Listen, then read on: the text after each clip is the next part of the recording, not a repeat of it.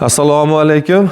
Mana xudo xolasa biz Farg'ona viloyati Dang'ara tumani Bo'stonliq qishlog'iga yetib keldik. Bu joyga xudo xolasa kafelniklar, rotman shpakilovka ishlab chiqaruvchi uskunalarimizni ustanovka qildik.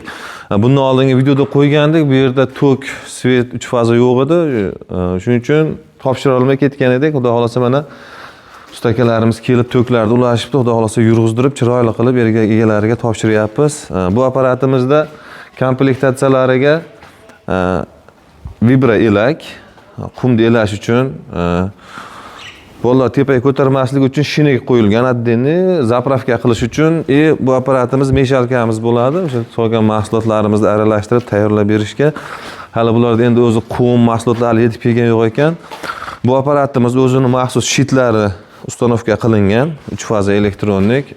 Meshalkamizning sig'imi 1 tonna 300 kg bo'lib, kafelniklarni 1 tonna 300 kilogacha aralashtiradi. Rodbunni shpakilovkalarda 1 tonna, finishda 800 kilo sig'imni ola oladi o'zini ichiga.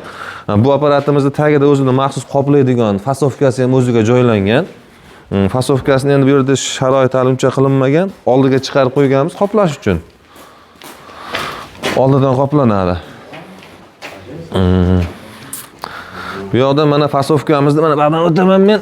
Bitta knopka, pedal, oyoqdagi pedal knopka bilan bemalol ishlatish mumkin.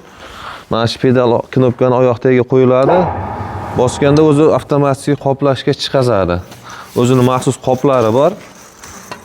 Maxsus qoplarini o'sha dizayn qilib hammasi tayyorlanadi-da. Xullas, bu apparatimiz har xil konvertatsiyada tayyorlanadi. Bu uskunamiz elak, shinek, mikser, fasovka. Xohlagan odamlarga fasovkasini addenni chiqarishimiz mumkin. Bu uskunamiz soatiga 1 tonnagacha mahsulot chiqarishga mo'ljallangan. 1 tonna mahsulot chiqarib qoplashga mo'ljallab qilingan. O'rtacha misol uchun bir kunda 6 soat ishlaganda ham 6 tonna mahsulotni chiqarish quvvatiga ega.